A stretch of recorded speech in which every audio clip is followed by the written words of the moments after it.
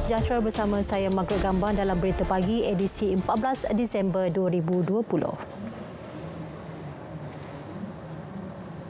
Walaupun sedar terpaksa berhadapan dengan keadaan ekonomi yang getir berikutan pandemik COVID-19, kerajaan komited berusaha mewujudkan 500,000 peluang pekerjaan menerusi Majlis Pekerjaan Negara MPN. Perdana Menteri Tan Sri Muhyiddin Yassin berkata MPN yang dipengerusikan beliau akan memastikan ekonomi negara lebih tersusun serta mencari jalan membantu rakyat yang sebahagian besarnya kini hilang pekerjaan dan tiada pendapatan.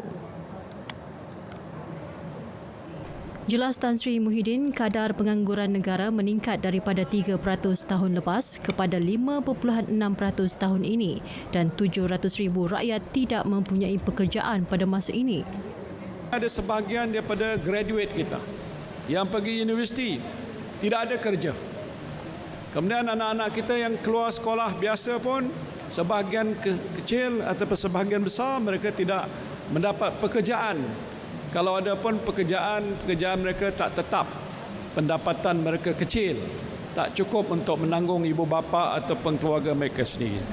Penularan pandemik COVID-19 juga menyukarkan negara menerima pelabur Amerika Syarikat, China, Jepun, Singapura dan Korea Selatan yang secara tidak langsung mengurangkan peluang pekerjaan rakyat.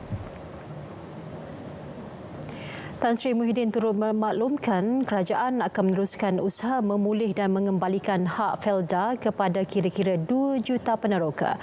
Usaha itu bermula dengan meluluskan penerbitan sukuk bernilai 9.9 bilion ringgit yang diumumkan Oktober lalu. Beliau yakin Felda yang berdepan masalah sebelum ini dijangka kembali mencatat aliran positif menjelang 2023. Tapi yang penting adalah komitmen semua pihak untuk menentukan supaya hal tanah yang ternilai berbilion ringgit ini tidak akan tergadai oleh orang asing ataupun orang yang bukan berhak. Kali ini adalah milik orang-orang kita, pasti orang-orang Melayu di dalam negara kita. Sebab itu komitmen kerajaan Pakatan Nasional ialah berbuat apa saja yang penting untuk menyelamatkan hak orang Melayu dalam negara. Semasa berucap pada perjumpaan bersama kepimpinan masyarakat Parlimen Paguh di Felda Serijaya, Bukit Serampang Muar, Tan Sri Muhyiddin menjelaskan pelbagai usaha lain juga sedang dijalankan bagi memulihkan Felda. Ini termasuk melalui pasukan petugas khas yang dipengerusikan Tan Sri Abdul Wahid Omar dan pengerusi Felda Datuk Sri Idris Jusoh. Perdana Menteri turut memaklumkan pembelian vaksin COVID-19 akan ditingkatkan agar dapat menampung keperluan imunisasi 70% rakyat berbanding kuantiti asal sebanyak 30%. Beliau telah meminta pembekal menghantar vaksin tersebut secepat mungkin dan Malaysia dijangka menerima bekalan pada Mac tahun depan. Orang lain sudah beli, saya membeli juga. Cepat-cepat kita beli, baru nak sampai pada bulan 3 pada tahun. Saya beritahu Menteri, cakap dengan pembekal, hantar cepat-cepat. Kalau ada orang kafir sakit, kita kasih suntik dia. Besok dia sihat. Sebab itu ini satu perkara yang paling mustahil. Perdana Menteri berucap pada majlis sambutan di Pavali 2020 Anjuran Dun Gambir di Tangkak, Johor. Malaysia bakal menerima 12.8 juta dos vaksin COVID-19 daripada syarikat farmaseutical Pfizer bagi menampung keperluan imunisasi 20% atau 6.4 juta rakyat. Dalam perkembangan lain, Perdana Menteri berkata beliau telah mengarahkan Kementerian Kesihatan untuk membuka lebih banyak hospital sementara sebagai persediaan menangani pertambahan kes jangkitan COVID-19. 6 kluster baru dikenal pasti dengan 2 kluster dikesan di Selangor dan Kuala Lumpur selain masing-masing satu di Negeri Sembilan, Johor, Pahang dan Labuan melibatkan 117 kes positif. Kluster Lestari melibatkan daerah Petaling, Hulu Langat, Kelang dan Sepang di Selangor serta lembah pantai di Kuala Lumpur. Kes indeks bagi kluster ini dilaporkan positif COVID-19 pada 8 Disember. Sehingga 13 Disember, 351 individu telah disaring dengan 31 kes dikesan positif. Kluster Tanjung Suria pula berkaitan dengan tempat kerja di daerah Sepang, Gombak, Kuala Selangor dan Hulu Selangor di Selangor. Sehingga 13 Disember, 8,480 individu telah disaring, 31 kes dikesan positif. Kluster ketiga, kluster tapak bina rimbun membabitkan daerah Seremban di Negeri Sembilan. Ia hasil saringan bersasar di tempat kerja yang melibatkan sebuah tapak binaan. 206 individu telah disaring, 16 dikesan positif COVID-19. Kluster keempat, kluster Desa Idaman melibatkan daerah Kulai di Johor. 52 individu telah disaring, 8 dikesan positif. Kluster kelima, kluster Kuala berkaitan tempat kerja melibatkan daerah Kuantan di Negeri Pahang. 26 individu telah disaring, 26 telah dikesan positif. Manakala kluster keenam, kluster Hujung Pasir juga melibatkan tempat kerja di Labuan. 143 individu telah disaring, 5 kes dikesan positif COVID-19. Sementara itu, Ketua Pengarah Kesihatan Tan Sri Dr. Nur Hisham Abdullah memaklumkan tempoh perintah pengawasan serta pemerhatian bagi pengembara yang pulang dari luar negara dan pengurusan kontak rapat di Malaysia dikurangkan daripada 14 hari kepada 10 hari. Peraturan itu terpakai bagi perintah pengawasan dan pemerhatian yang dilaksanakan di pusat kuarantin yang diwartakan atau di tempat kediaman. Perubahan itu berkuat kuasa bermula 14 Disember. Pemendekan tempoh kuarantin itu selaras situasi semasa COVID-19 di Malaysia dan laporan klinikal terkini dari seluruh dunia. Tempoh kuarantin di United Kingdom, Jerman dan Belgium diturunkan kepada 10 hari, manakala Perancis 7 hari. Semakan bukti saintifik klinikal terkini mendapati risiko jangkitan pasca kuarantin akan berkurangan mengikut tempoh kuarantin. Dalam pada itu, Perintah Kawalan Pergerakan diperketatkan. PKPD di Kampung Numbak dan penempatan telipuk di Kota Kinabalu, Sabah ditamatkan semalam. Kenyataan Menteri Kanan Keselamatan Datuk Seri Ismail Sabri Yaakob memaklumkan Kementerian Kesihatan melaksanakan 6,776 ujian saringan di kedua-dua lokaliti itu. 175 kes kumulatif COVID-19 direkodkan di Kampung Numbak serta 224 kes di penempatan telipuk sehingga 10 Disember. Bagaimanapun, sehingga kini Kementerian Kesihatan mengesahkan angka kes aktif di kedua-dua lokaliti itu menunjukkan tren penurunan dan terkawal. Dalam pada itu, PKPD di Zon A, Taman Klebang Jaya, Taman Pinci Mewah Perak, Taman kecuali bagi asrama pekerja kilang Yamaha diteruskan selama 7 hari lagi bermula 15 Disember hingga 21 Disember. Selain itu, Perintah Kawalan Pergerakan bersyarat PKPB daerah Kinta turut ditamatkan kecuali kawasan Ipoh dan Cemor di Mukim Hulu Kinta akan diteruskan pelaksanaan perintah itu sehingga 20 Disember. 7 langkah pencegahan penyebaran virus COVID-19. Pertama, kerapkan mencuci tangan anda. Kedua, elakkan menyentuh mata, mulut dan hidung anda. Ketiga, tutup mulut menggunakan tisu atau pelipat tangan. Keempat, hindari kawasan tumpuan ramai. Kelima, tinggal di rumah sekiranya tidak sihat. Keenam, sekiranya anda demam, batuk dan kesukaran bernafas, dapatkan nasihat awal perubatan melalui telefon sebelum mendapatkan rawatan susulan. Ketujuh, sentiasa peka kepada maklumat terkini daripada WHO.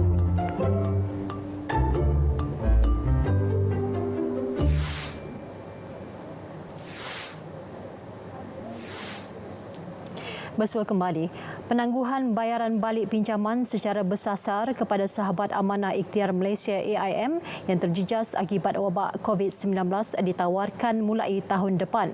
Pengerusi lembaga AIM, Datuk Seri Rajib Ukin berkata, sahabat iaitu peminjam institusi itu yang mempunyai masalah membayar balik pinjaman mereka perlu membuat permohonan moratorium di cawangan masing-masing bermula Januari depan.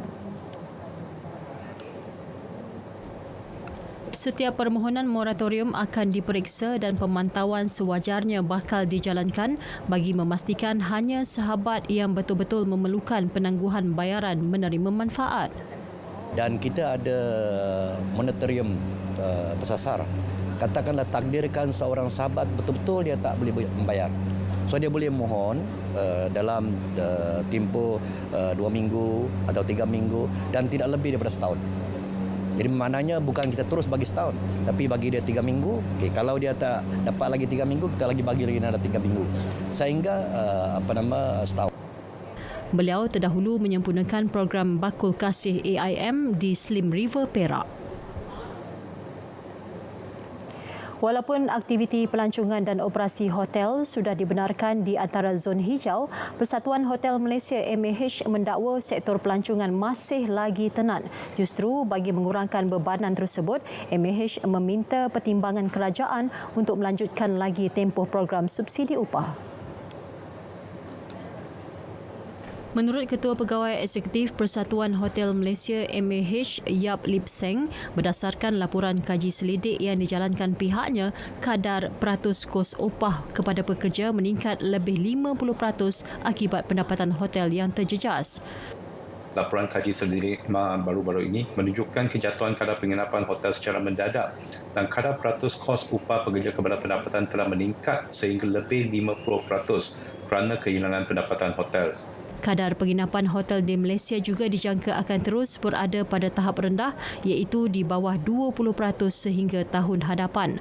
Pihaknya turut berharap agar kerajaan dan PKSO melonggarkan lagi syarat-syarat permohonan lanjutan program subsidi upah serta mempercepat proses permohonan. Petani kecil digalakkan menggunakan pakai teknik pertanian pintar sebagai usaha merealisasikan Pelan Wawasan Kemakmuran Bersama 2030 WKB 2030. Menteri di Jabatan Perdana Menteri Tugas-Tugas Khas Datuk Seri Rezwan Mat Yusof menyatakan hasrat itu mampu dicapai jika petani dapat mengubah teknik tanaman selaras dengan revolusi pertanian pintar yang semakin meluas digunakan di kebun-kebun skala besar. Ke arah itu, pihak kerajaan sedang merancang untuk membawa Kolej Universiti Agrosains Malaysia UCAM serta pihak swasta bagi memberi tunjuk ajar mengenai pertanian pintar dalam skala besar. Menggunakan tenaga universiti itu sendiri, bekerjasama dengan orang kampung di kawasan Universiti Risda itu, membawa pertanian pintar yang berskala besar, dan kita ada rakan daripada yang saya sebutkan tadi, contohnya Datuk Tony daripada All Cosmos untuk memberi jaminan pasaran itu sendiri, dan kita akan terus memperkasakan, memampankan pembangunan rangkaian pasaran untuk memastikan kalau kita lihat ini 50 bilion, lebih 50 bilion kita mengimport barang-barang asas tani. Jadi itu peluang yang amat besar. Beliau ditemui selepas Majlis Pelancaran Pertanian Pintar Parlimen Alor Gajah Melaka. Penggunaan pertanian pintar dijangka mampu membantu petani mengeksport hasil tanaman keluaran mereka sekaligus meningkatkan pendapatan mereka, khususnya petani dari golongan B40. Kerjasama semua diharapkan dapat mengesan perubahan emosi serta tingkah laku sesama ahli keluarga. Menteri Pembangunan Wanita, Keluarga dan Masyarakat Datuk Seri Rina Muhammad Harun menyatakan keperluan itu penting dalam mengekang masalah psikologi peringkat awal. Saranan yang disuarakan ini merujuk kes seorang bapa bertindak menikam bayi perempuannya berusia setahun 8 bulan di sebuah flat di Puchong Permai, Selangor. Saya nak melihat apakah punca utama sebenarnya, punca utama, dan ini kita tidak mahu ianya berlaku di keluarga-keluarga yang lain. Sebab itu saya katakan tadi penting peranan ahli keluarga itu. Sebab yang dekat, kalau kita lihat perubahan seseorang itu yang akan dapat mula merasai ada ahli keluarga. Mungkin kalau mak dia dah rasa ada perbezaan ni, cepat-cepatlah untuk mendapatkan bimbingan, kaunseling dan sebagainya. Kementerian juga bersedia menambah kaunselor di seluruh negara bagi memudahkan masyarakat mendapatkan khidmat nasihat.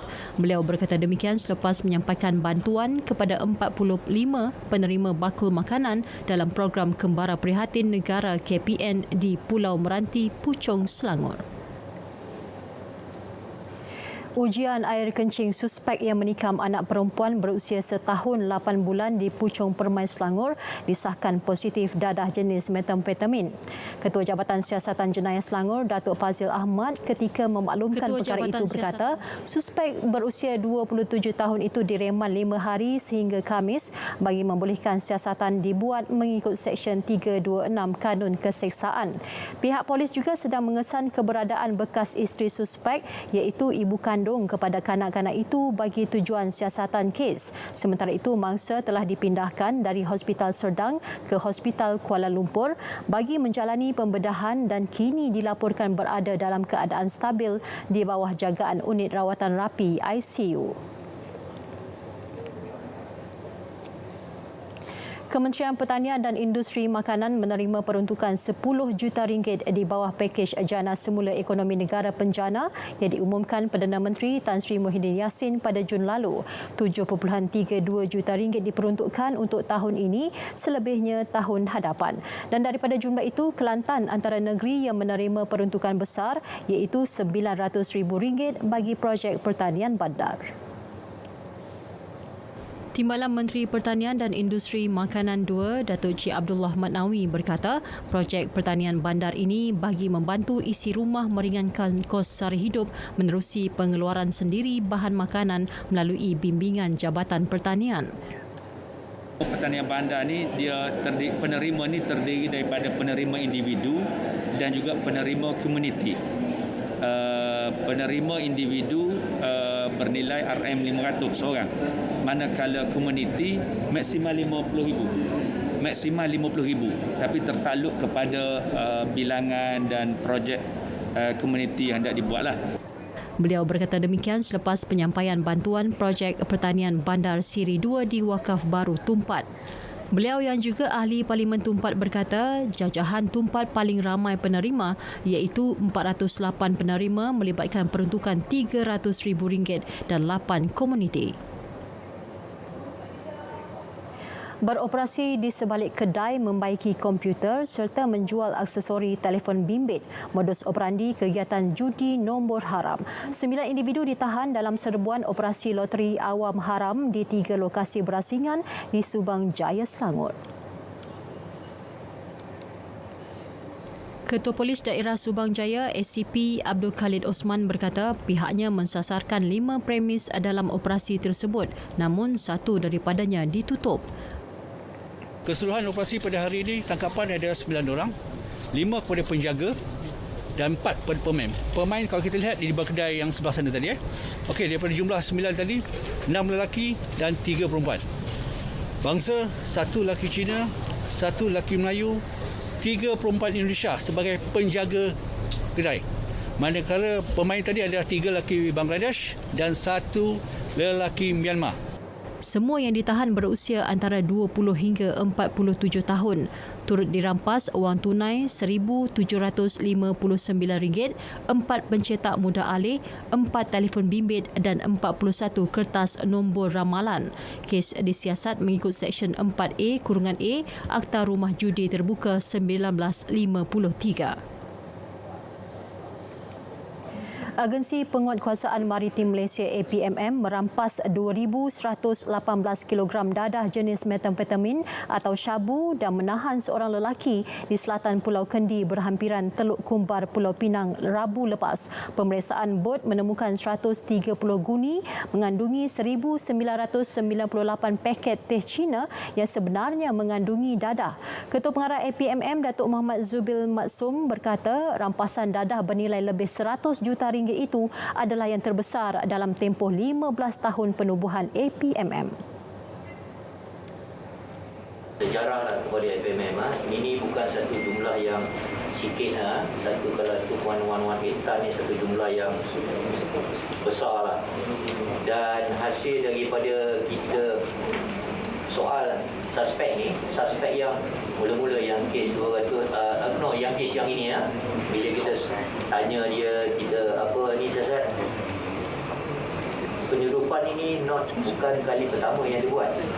Ada dah dimuat. Dadah terbabit dimuatkan dalam sebuah bot rekreasi dipercayai diambil di perairan antarabangsa. Pasukan APMM mengesan bot tersebut yang berada dalam keadaan mencurigakan di perairan Pulau Kendi pada 11.30 pagi. Pemandunya yang enggan memberhentikan bot selepas diarahkan cuba memecut dan bertindak terjun ke laut selepas kira-kira 30 minit dikejar. Suspek yang diberkas itu berperanan mengambil dadah di perairan antarabangsa dengan bayaran RM5,000 hingga RM10,000 bagi setiap perjalanan.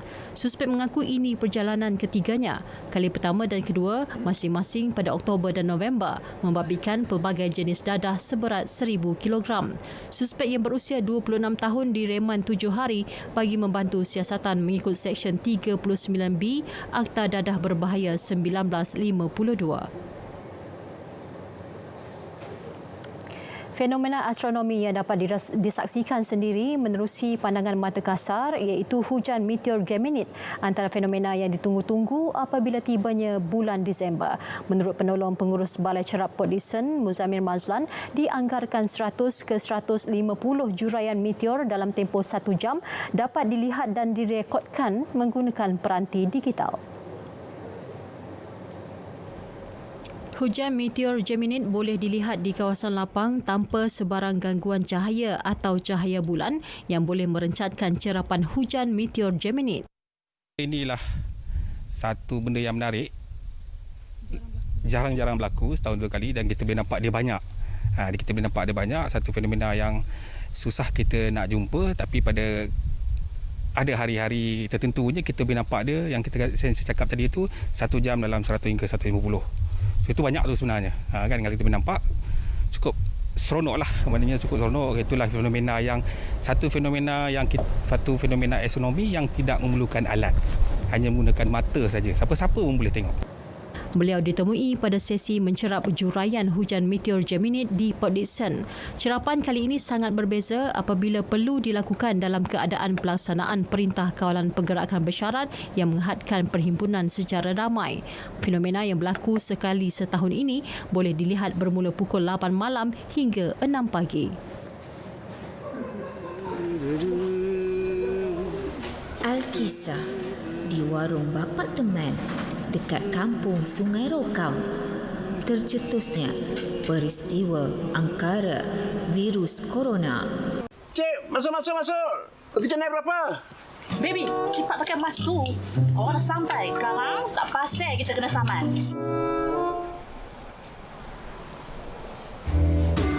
Oh, dah sampai kedai. Alamak. Kau scan lah. Alah, aku nak scan. Kita buat scan boleh? Mana boleh? Kau ni. Kau tengok macam tu. Berani kau tak scan? Scan. Okey, bawa. Okey. Kati, you tengok dia orang tu.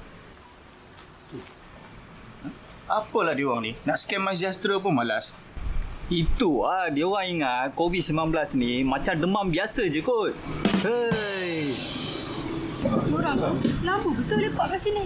Apa agaknya gosip tu? Diorang ni selagi kedai bapak aku ni tak tutup, selagi itulah duduk kat sini, duduk melepak bersembang. Aku pun tak faham. Itulah yang aku tengok tadi tu. Diorang ni membawang mengalahkan kita orang perempuan ni. Apalah diorang gosipkan tu? Entah sahih ke tak sahih berita diorang nak kongsikan tu. Agaknya budak-budak macam ni tak ada kesedaran tau.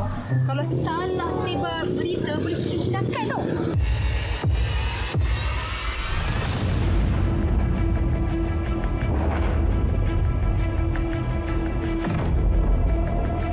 Ingat ya, tak pasti jangan kongsi.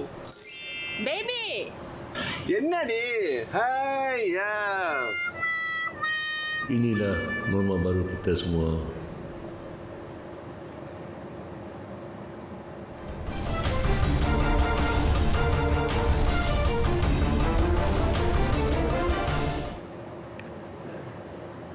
Kita ke perkembangan sukan dimulakan dengan isukan FIFA 2021. James Bond sedang bekerjasama dengan Persatuan Bola Sepak Malaysia FAM bagi menubuhkan pasukan rasmi kebangsaan FIFA 21. Jelas pengarah urusan James Bond, Fazli Razak, pasukan rasmi ini ditubuhkan bagi mengharungi kempen E-Piala Negara FIFA dan E-Piala Dunia FIFA yang dijadual berlangsung tahun depan. Bagi melayakkan negara mempunyai wakil dalam kejohanan anjuran EA Sports, pihaknya akan bekerjasama dengan Liga Bola Sepak Malaysia MFL bagi menganjurkan E-Liga Kebangsaan. E-Liga Kebangsaan merupakan salah satu syarat yang ditetapkan oleh EA Sports untuk melayakkan mana-mana negara menyertai E-Piala Negara FIFA dan E-Piala Dunia FIFA. Kita masih dalam perbincangan bersama pihak FAM dan saya percaya pada awal tahun hadapan kita akan buat pengumuman untuk komuniti FIFA di Malaysia menikmati ataupun mempunyai hala tuju yang mana diorang boleh bermain di pasukan kebangsaan yang rasmi di bawah FAM dan akhirnya dapat membantu mereka bertanding di kejohanan antarabangsa iaitu FIFA E-Nation Cup dan juga FIFA E-World Cup. Dalam pada itu, Fazli memaklumkan James Bond telah dilantik sebagai wakil rasmi tunggal EA Sports di Asia Tenggara baru-baru ini. Selepas ini, perkembangan komuniti FIFA 21 dapat dibangunkan dengan lebih pesat apabila mendapat keutamaan daripada pihak EA Sports. Kejohanan Muay Thai antarabangsa Kementerian Wilayah Persekutuan dan Dewan Bandaraya Kuala Lumpur bakal menjadi aksi pembuka musim 2021 buat kelab Muay Thai Kuda Merah selepas hampir setahun tidak menyertai sebarang kejohanan. Presidennya Rosli Yaakob berkata kejohanan ini bakal menjadi medan persiapan terbaik buat atlet-atletnya sebelum menyertai Tamasya Sukma pada tahun 2022. Menurut Rosli, kejohanan bagi merebut tali pinggang Menteri Wilayah itu dijadualkan berlangsung pada 20 dan 21 Februari 2021. Kita akan membuat kejohanan dan membantu Persatuan Muay Thai Malaysia supaya atlet-atlet yang nak mewakili Sukma itu dapat bertanding ataupun dapat memanaskan badan di kejohanan kita di Stadium Titi Wangsa nanti. Pihaknya juga bakal menganjur beberapa lagi kejohanan kompetitif bagi memastikan atlet Muay Thai kekal berdaya saing sebelum menyertai mana-mana kejohanan tempatan dan antarabangsa.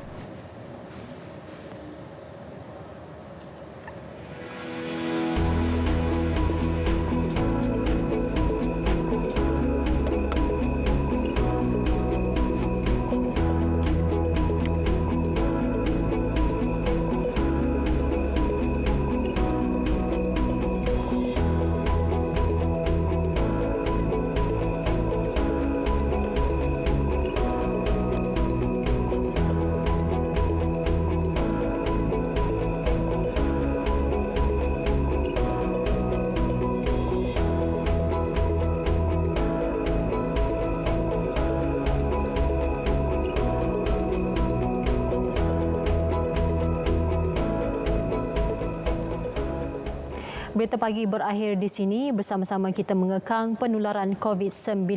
Amalkan mengimbas mai sejahtera di mana jua anda berada. Saya Margaret Gambang. Salam hormat dan jumpa lagi.